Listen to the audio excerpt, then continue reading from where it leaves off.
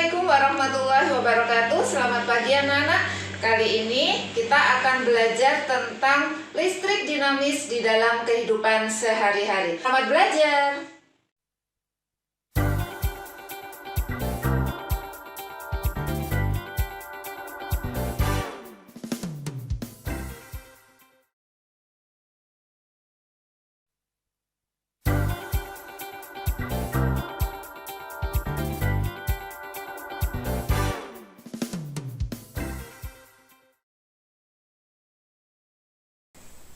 Yang pertama kali kita akan belajar tentang hukum 1 Kirchhoff.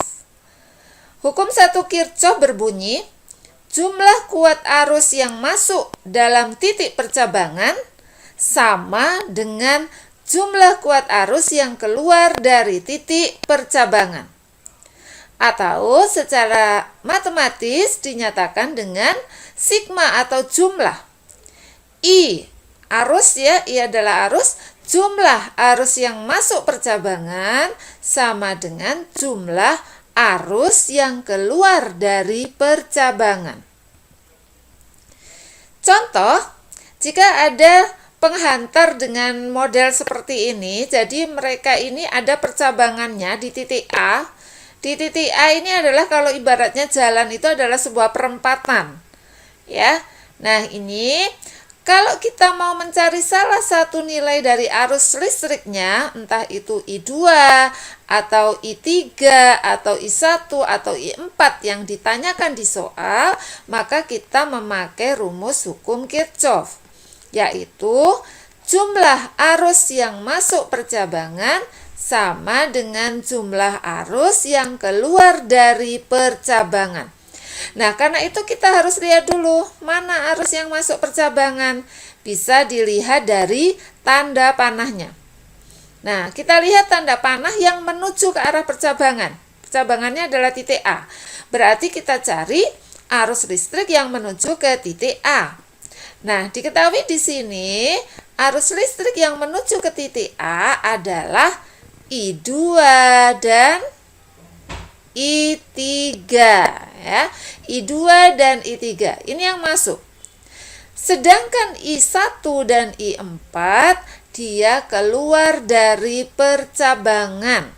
Sehingga rumus hukum Kirchhoff ini bisa kita ubah menjadi yang masuk apa saja tadi, yaitu I2 ditambah dengan I3 sama dengan jumlah arus yang keluar, yaitu I1 ditambah dengan I4.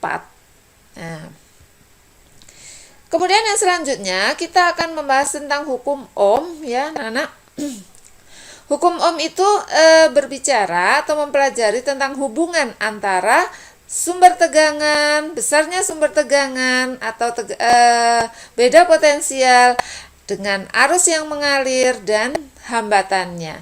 Nah, untuk mempermudah kalian, maka biasanya kita bisa buat menjadi segitiga seperti ini, di mana V-nya ada di atas, ya, anak-anak. V-nya ada di atas, kemudian I dan R. Jadi VIR, gitu ya. V di atas, I, R. Nah, kalau kita mencari V atau tegangannya, tegangan dalam sebuah hambatan, maka rumusnya adalah I dikalikan R. Kenapa dikali? Karena ini bersebelahan, jejer ya. V atau tegangan sama dengan I dikalikan R dari bentuknya segitiga ini. Kemudian kalau yang dicari I bagaimana atau arus? Maka I sama dengan V per R. Ini adalah tanda ini dianggap kita adalah per ya, atau dibagi. Jadi I itu sama dengan V yang atas dibagi dengan yang bawah R. Tuh. Kalau yang ditanya R bagaimana ini? Sama ya, sama dengan V dibagi dengan I. Nah, itu untuk mempermudah kita mempelajari atau mengingat tentang rumus hukum Ohm. Keterangannya V itu adalah beda potensial atau tegangan, satuannya volt. Kemudian I adalah kuat arus listrik, satuannya ampere, dan R adalah hambatan listrik dengan satuan ohm. Bagaimana Nana? Mudah kan?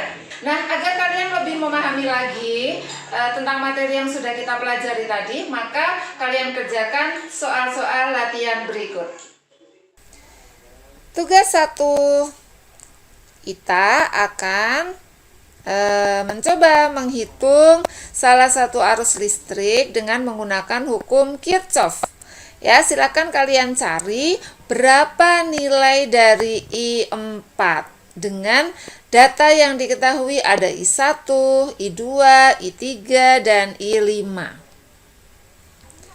Kemudian tugas yang kedua, hitunglah R atau hambatan dan I atau arus listrik pada rangkaian berikut. Ini ada rangkaian, maka kita menggunakan hukum ohm ya, karena ada R dan ada I, sedangkan kita diketahui di sini berupa gambar, ada sumber tegangannya, ada rangkaian hambatannya.